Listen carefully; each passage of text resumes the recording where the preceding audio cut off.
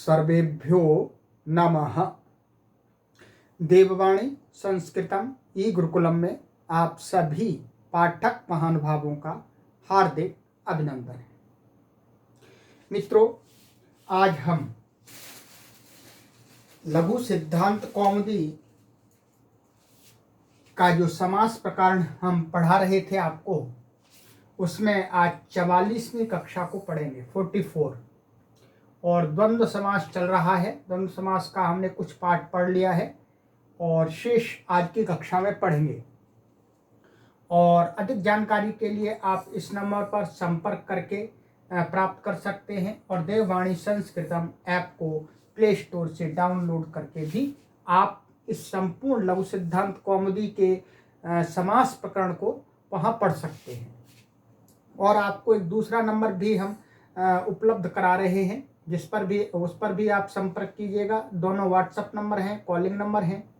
ये आपका 8319694799। ये इसका देववाणी संस्कृतम ई गुरुकुलम का दूसरा नंबर है।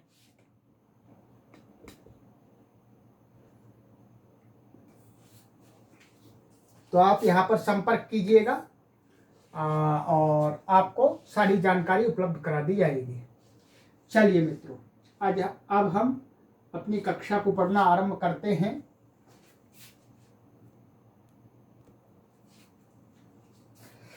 तो मित्रों, गत कक्षा में मैंने आपको सूत्र पढ़ाया था अल्पाक्षरम, यहाँ तक मैंने पढ़ा दिया था। इसके आगे आचार्य वरदराज महाराज जी कहते हैं लघु सिद्धांत कौमुदी में सूत्र संख्या 990, पिता मात्रा। ये प्रथम अध्याय के द्वितीय पाद का 70वां सूत्र है। आइएगा पदच्छेद विभक्ति इसका देख लेते हैं।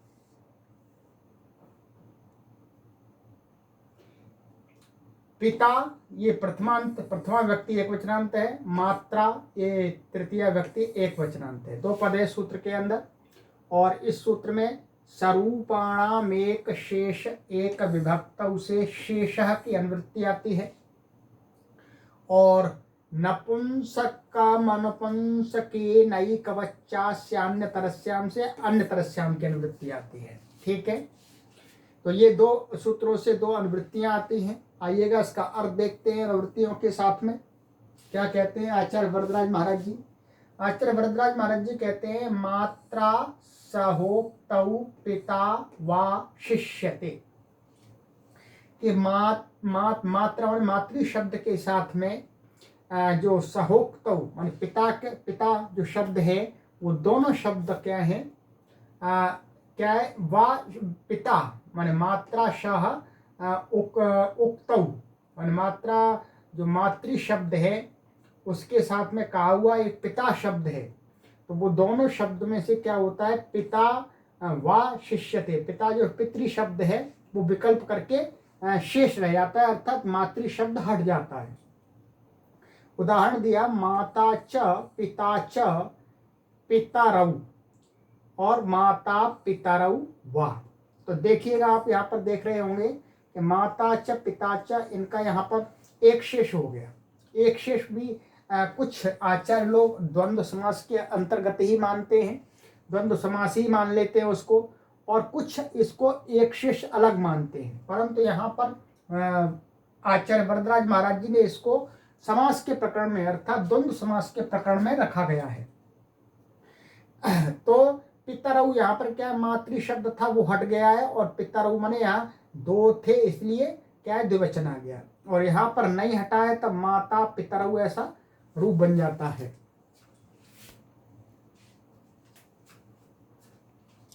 तो आइएगा इसकी सिद्धि देखते हैं इन शब्दों की, दोनों की समासों की। ये देखिएगा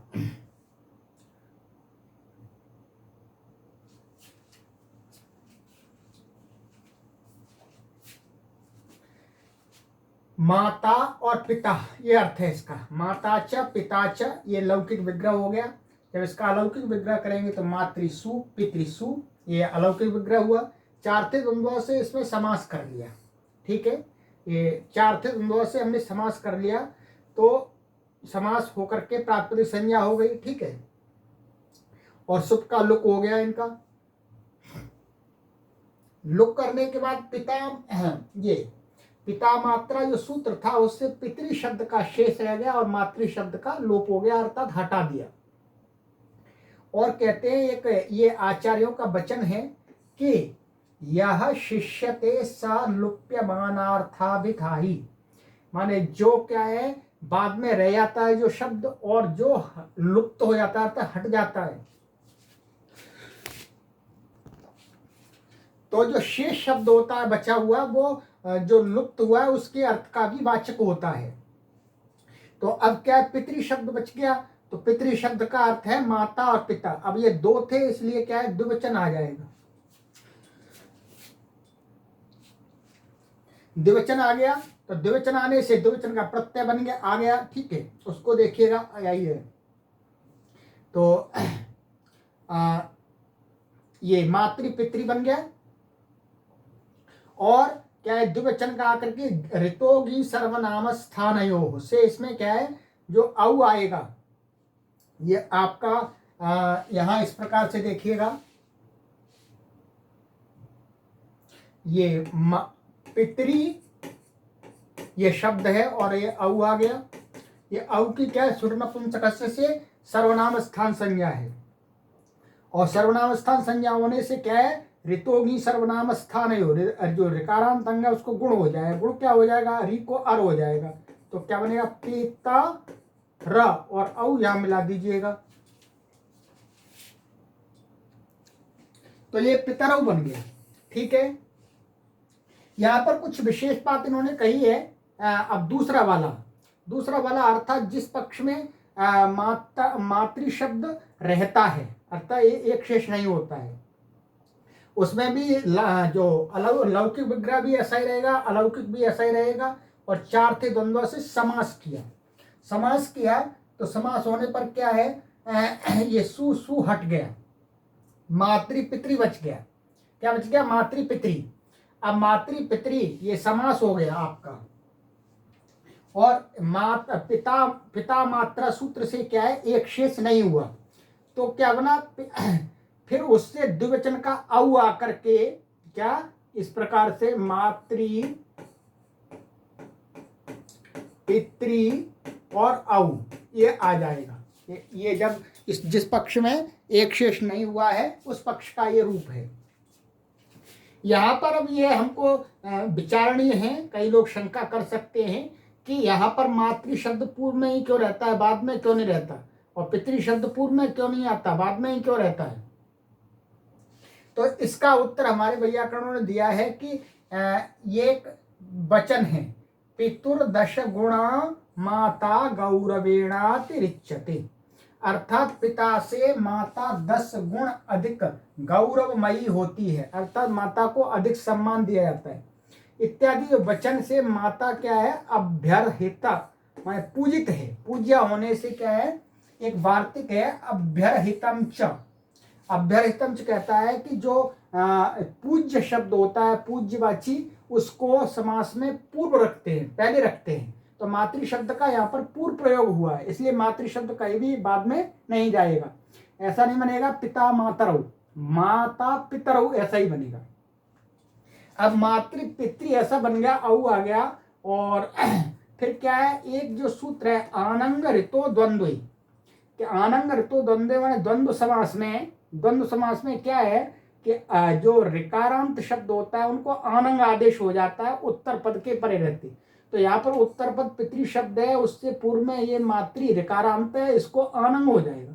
आनंग का हो जाए गिच्च से री के स्थान में हो जाएगा, तो रीकार के स्थान में आनंग हो गया, तो क्या बना आनंग का ये न हट जाता है और न का आकार भी हट जाता है। क्या बचता है, ऐसा बचता है आन बचता है, और इस आन न का भी नलोपह तात्पर्यकांत से लोप हो जाता है, तो आ बचता है। तो ये मातृ को क्या हो जाता है माता हो जाता है, क्या है सारा मिला करके क्या हो जाता है माता, ये क्या बनेगा माता और पितृ, ठीक है। और यहां पर फिर पूर्व धृतोगी सर्वनाम स्थान से गुण करके क्या बन गया माता पितरौ,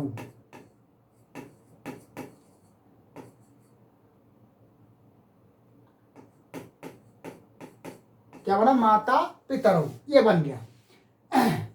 तो इस प्रकार से ये सिद्धि हुई है आपको। अब इसमें एक विशेष बात है जिसको इन्होंने हमारे हिंदी व्याख्याकार है उन्होंने लिखा है, आचार्य जी ने क्या लिखा है देख लीजिएगा कि अनेक आचार्य इस सूत्र के कार्य को द्वंद्व समास नहीं मानते, अर्थात इसका जो कार्य है वो द्वंद्व समास नहीं माना जाता है। मैंने बता दिया था आपको पहले। उनके अनुसार यह कार्य द्वंद्व समास का अपवाद है। क्या द्वंद्व समास प्राप्त हो रहा था परंतु उसका अपवाद है, अर्थात एक शेष भी स्वतंत्र एक कार्य है, वो एक शेष को अलग मानते द्वंद्व से। फिर भी लाघव के लिए यहां पहले द्वंद्व समास करके तब एक शेष की प्रक्रिया दिखाई गई है। ठीक है, इन्होंने जो दिखाया है पहले द्वंद्व चार्थिक द्वंद्व से यहां समास किया है, तब बाद में पिता मात्रा से एक शेष किया है। और आप इसमें द्वंद्व समास के स्थान पर सीधा एक पक्ष में एक शेष भी कर सकते हैं, एक शेष भी कर सकते हैं, अर्थात माता मातृ शब्द को हटा सकते हैं। जैसे मानिएगा ये था आपका मातृ और सु और पितृ सु, तो यहां पर आप क्या है, जिस पक्ष में पिता मात्रा लगेगा अर्थात मातृ शब्द को हटा दिया जाएगा, पितृ शेष रहेगा, तो सीधा सीधा आप उस सूत्र से भी पिता मात्रा से इसको हटा सकते हैं। तो पितृ बच गया, फिर इसका जो सु है तो सु तो एक वचन अब द्विवचन है तो सु हट जाएगा अपने आप, इसको औ आएगा।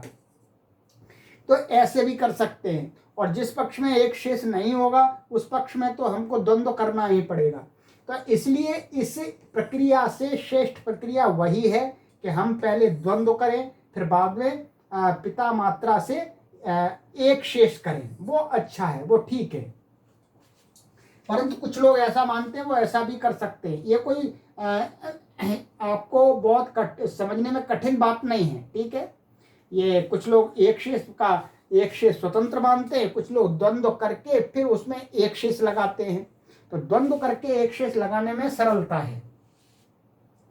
तो ये सूत्र हुआ आपका द्वंद्व समास है, इसका एक शेष का पिता मात्रा। अब आ जाइएगा आगे सूत्र। आगे कहते हैं आचार्य वरदराज महाराज जी,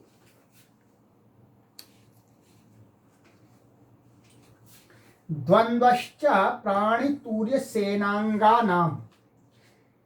ये कहते हैं द्वंद्वश्च। आइए विभक्ति पदच्छेद देख लेते हैं। ये आपका दूसरे अध्याय के चौथे पाद का दूसरा सूत्र है।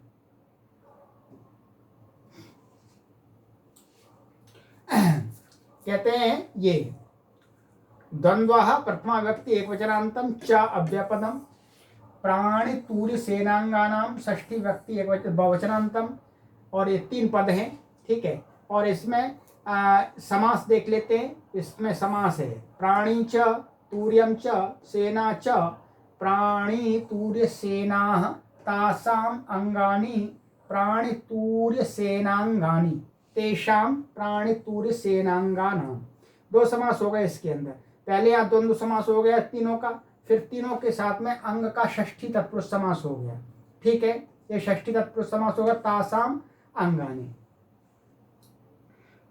तो 2 समास हो गए। इस सूत्र में द्विगु एक वचनम से एक वचन की अनुवृत्ति आती है। आइएगा अब इसका अर्थ दिखला देते हैं आपको। क्या कहते हैं, एशाम द्वंद्वा एक अवत, माने ऐशा माने इन शब्दों का, माने प्राणीवाची माने प्राणियों के अंगों को कहने वाले जो भी शब्द हैं, अथवा तूर्य का अर्थ होता है जो मृदंग आदि अर्थात वाद्य के साधन, वाद्य माने बजाने के लिए जो होते हैं वीणा आदि, तो वो तूर्यों को कहने वाले जो शब्द हैं, और सेना को कहने वाले शब्द, सेना के अंगों को कहने वाले शब्द।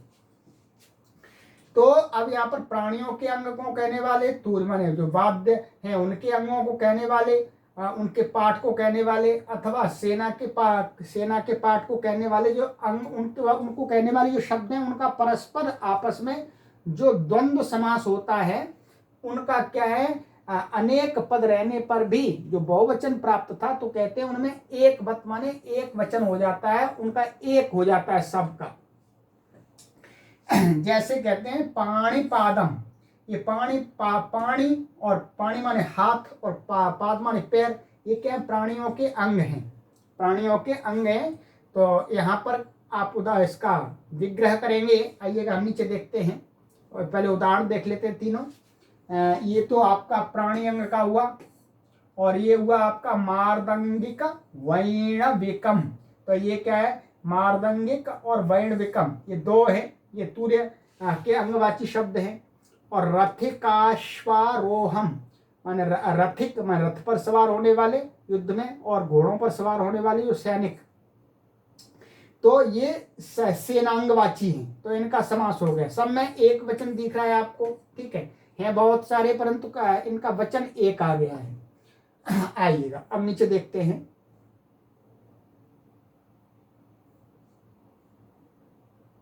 देखिए समास देखिएगा इसका, एक पद भाव का। ये वास्तव में समास नहीं करता है, एक पद करता है। समास तो चार थे द्वंद्व से होता है। पाणी पादम हाथ और पैर, पाणी च पादौ च पाणी पादम, ठीक है। तो समाहार मान चारों का समाहार। तो यहाँ पर क्या चार थे द्वंद्व से समास हो जाता है। तो हम ऐसा कर लेंगे, पाणी और औ और पाद और औ, ये हुआ चार थे द्वंद्व समास हुआ। समास होने पर पूर्वज सब कुछ लुक करके आदि प्रातिपदिक संज्ञा आदि करके क्या बचा हमारे पास में, पाणी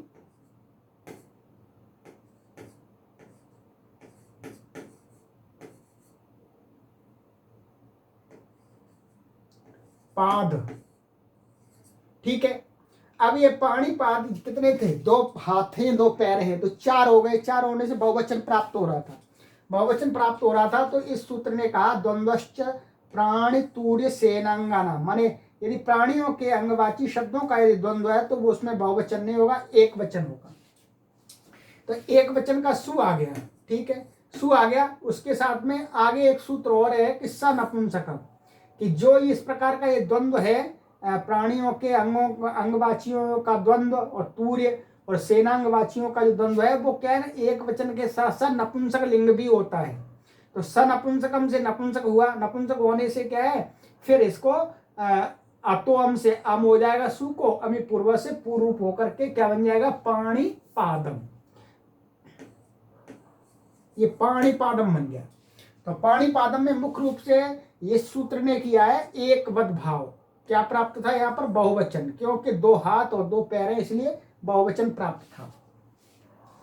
अब तो यही है, तो ऐसा रूप प्राप्त हो रहा था पाणी पादाह, ठीक है। और इस पुल्लिंग प्राप्त हो रहा था, पाद शब्द पुल्लिंग है तो उसको नपुंसक लिंग सूत्र ने कर दिया, ठीक है।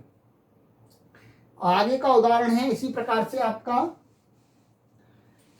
मार्दंगिक वैणविकम, तो मृदंग वादक और वेणु वादकों का समूह, ठीक है।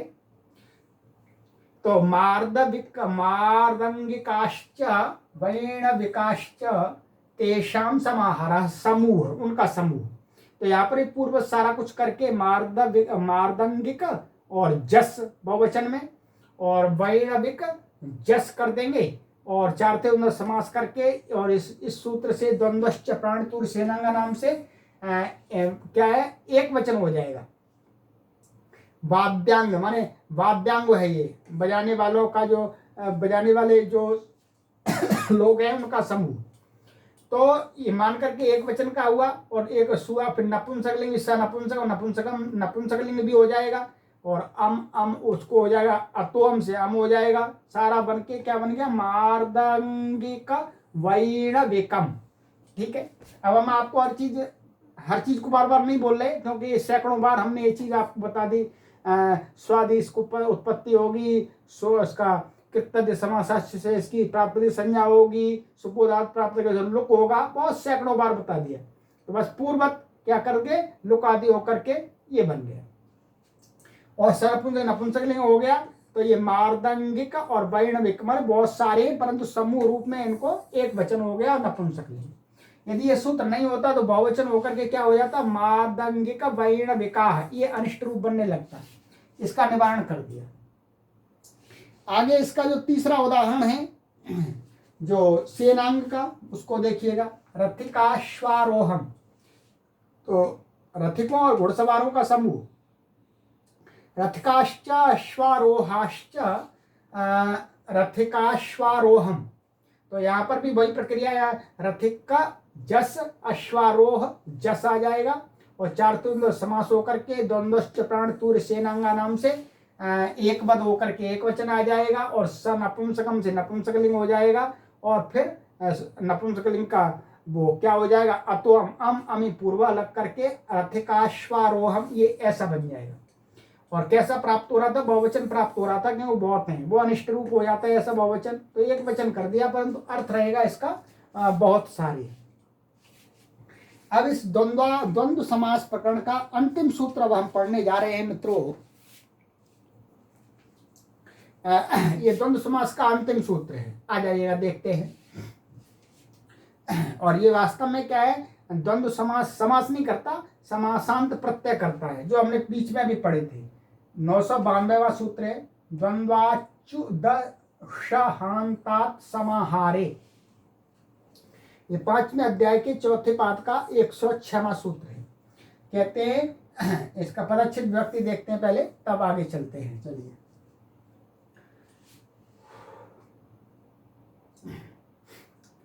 द्वंद्वात् पंचमी व्यक्ति एक वचनांतम, च्युदशहान्तात् पंचमी व्यक्ति एक वचनांतम, समाहारे सप्तमी व्यक्ति एक वचनांतम। 3 पद हैं इस सूत्र के अंदर, ठीक है। आइएगा अब इसमें भी समास देखते हैं। च्युदशहान्तात्, तो चुश्च दश्च शश्च हश्च च्युदशहाः, ठीक है। और फिर चुदुषहाः अन्ते यस्य स चुदुषहान्तः, तस्मात् चुदशहान्तात्। तो ये कौन सा समास हुआ आपका, ये पहले द्वंद्व समास हो गया, फिर ये बहुब्री समास हो गया, यहाँ पर बहुब्री समास हो गया, ठीक है, 2 समास हो गए। इसका अर्थ क्या है कि चुचुमन चवर्ग हो गया आपका, क्या हो गया, चवर्ग। द हो गया, श हो गया, हा हो गया, ठीक है। तो चवर्ग के 5 अक्षर और ये 3 अक्षर, 8 अक्षर। अब क्या है, ये अंत में जिस द्वंद्व समास के अंत में चवर्ग का कोई अक्षर है, अथवा द है, अथवा श है, अथवा ह है, उसको कहते हैं कौन सा समाहार, समाहार द्वंद्व। तो समाहार द्वंद्व में यदि अंत में इनमें से कोई वर्ण आ रहा है तो उस द्वंद्व से क्या है, ऊपर जो प्रत्यय कह रहे हैं वो प्रत्यय होगा।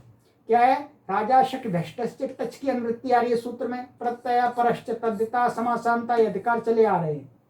तो आइएगा, ये टच प्रत्यय करता है। देखिए बहुत सरली अर्थ कर दिया इन्होंने। कहते चवर्गान्तात् दशहान्ताच्च द्वंद्वात् टच स्यात् समाहारे, कि द्वंद्व समास जिसके अंत में चवर्ग का कोई अक्षर हो जाए, च हो जाए, छ हो जाए, कुछ भी आ जाए, अथवा द आ जाए, अथवा श आ जाए, अथवा ह आ जाए, तो ऐसे द्वंद्व समास से जो समाहार में वर्तमान है, ठीक है। समाहार में वर्तमान 2 प्रकार का समास होता है, एक इतरेतर और एक समाहार। तो समाहार की बात कर रहे हैं, तो उससे क्या है, समासांत माने उसी समास जो समास किया गया है उससे एक टच प्रत्यय हो जाता है और वो उसी का अवयव हो जाता है। एक टच प्रत्यय स्वार्थ में आता है, ठीक है। स्वार्थ का मतलब है जो पद हैं उन्हीं को, जो अर्थ पहले था समास करने पर जो अर्थ बनता है वो टच प्रत्यय होने पर ही वही अर्थ रहता है। तो इस प्रकार के प्रत्यय आते हैं, उनको स्वार्थ में कहते हैं। स्वार्थ में अर्थात उनका उसी अर्थ में आते हैं जो पूर्व में था। उदाहरण इन्होंने दिया मित्रों, देखिएगा, वाक्च त्वक्च वाक त्वचम। तो ये क्या है, वास्तव में ऐसे शब्द हैं, वाच और त्वच, ठीक है। वाच और त्वच ये चकारांत है, इनका रूप चलता है। फिर वाक वाचौ वाचम, तो ये चकारांत है, तो चांत में आ गया। इनका हमने द्वंद्व समास कर दिया। चार थे द्वंद्व से समास हो गया इसका, ठीक है। चार थे द्वंद्व से समास होने पर अब क्या है, देखिएगा ऐसे बनेगा, वाच सु और त्वक सु, चार द्वंद्व समास हो गया आपका, ठीक है। समास होने पर पूर्व सारा कुछ लोग आदि होकर के क्या बचा आपका, आपका बचा वा और इसको क्या है, चको, चको हो जाएगा, इसको सारा करके वाक त्वच,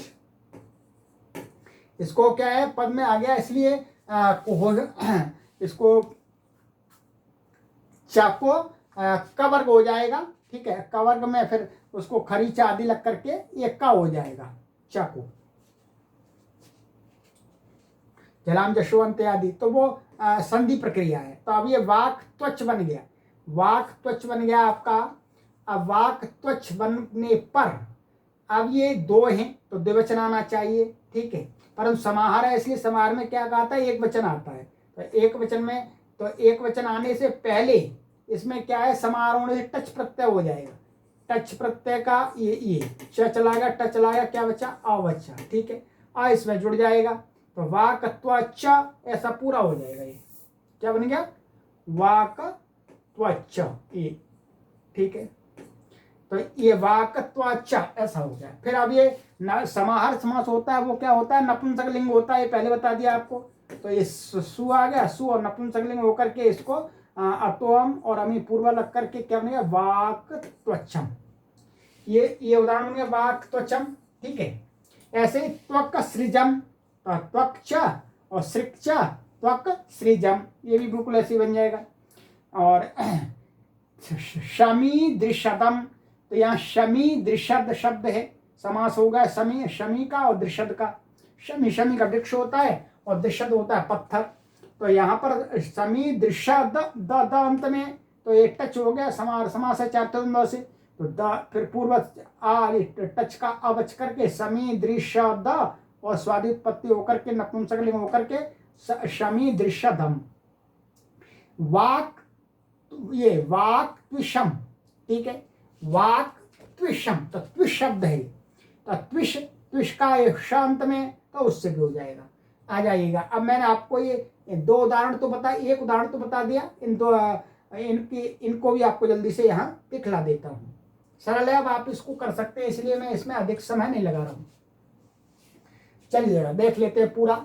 वाक त्वचम पूरा ही देख लेते हैं। वाक्च त्वक्च तयोः समाहारः, ये लौकिक विग्रह हुआ, वाक सु त्वच सु, ये अलौकिक विग्रह, चार तुंद समास हो गया, द्वंद्व समास, प्रातिपदिक संज्ञा आदि सब कुछ करके वाक वो वाच त्वच बना, या वाच के चको चोहकु, जो मैंने बताया कि चवर को कवर हो जाता है, चोकू से क्या हो गया, का हो गया, इसको कुत्तो करके फिर जलाम जशवंते से इसको ग भी हो जाएगा, फिर दोबारा इसको खरीचे से का होगा। यहाँ पर आपको वो सूत्र लगा लेना, आप ककार होकर के अब बना ये वाक, वो वाक त्वच बन गया।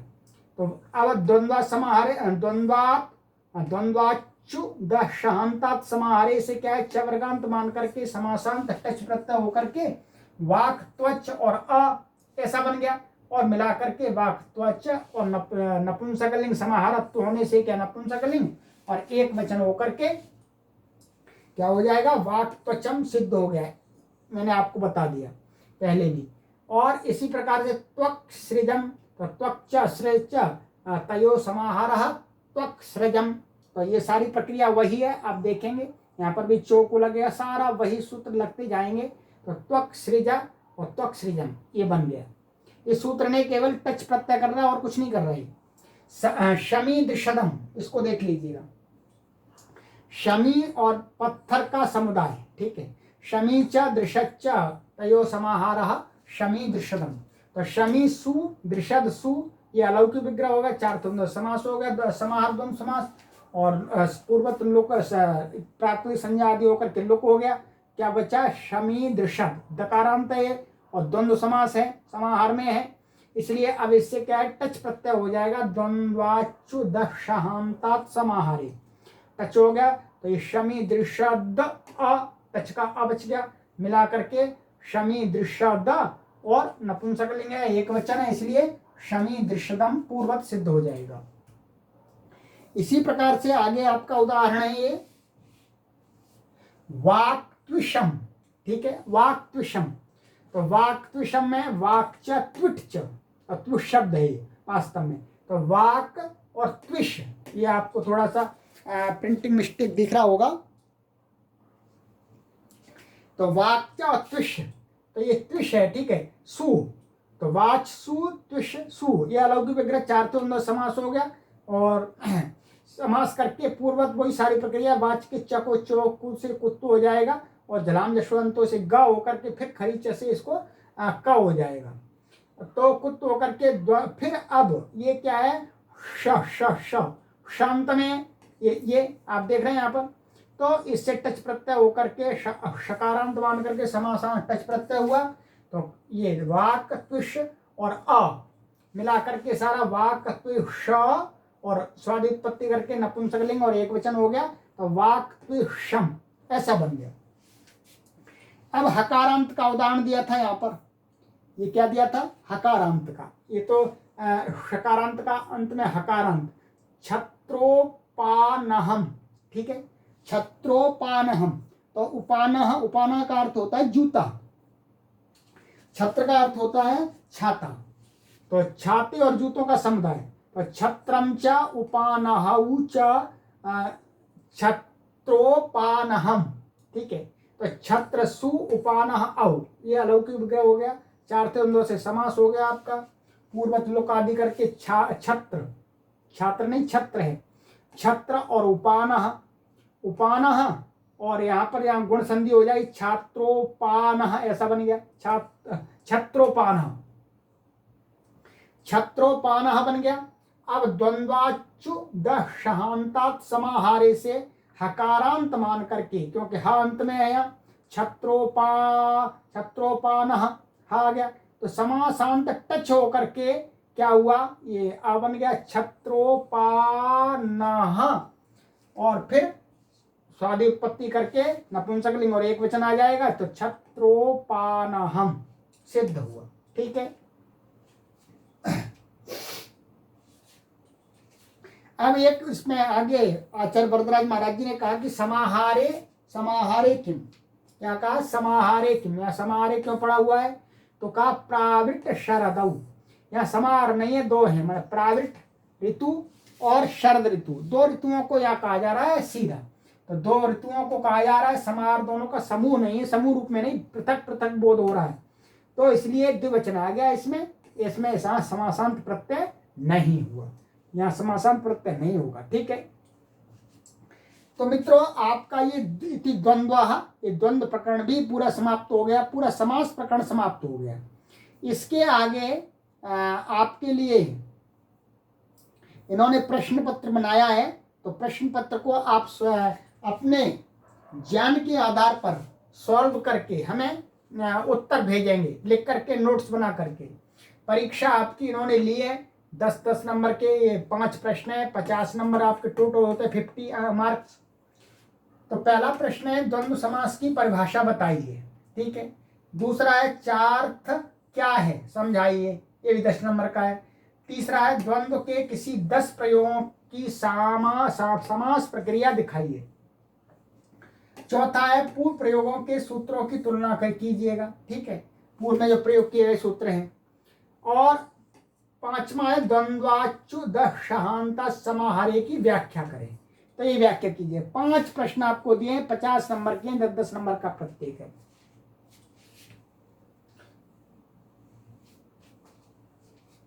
तो आप इसको कीजिएगा, ये तो आपके स्वपरीक्षा है, स्वयं ज्ञान की परीक्षण के लिए कि आपको कितना आया। अब इसके आगे मित्रों एक छोटा सा इसी का पाठ मान लीजिएगा, समासांत प्रकरण है। जो भी इस समास को पढ़ते हैं वो समासांत को भी पढ़ते हैं, तो आगे की कक्षाओं में इस छोटे से प्रकरण को मैं आपको उपलब्ध करा दूंगा मित्रों। और समास का आप जो प्रकरण था वो हमने आज समाप्त कर दिया है, संपूर्ण समास आपको पढ़ा दिया गया है विस्तार रूप से। चलिएगा आगे आपके लिए कक्षा इसके लिए बनाता हूं मैं, समासांता समासांत प्रकरण की।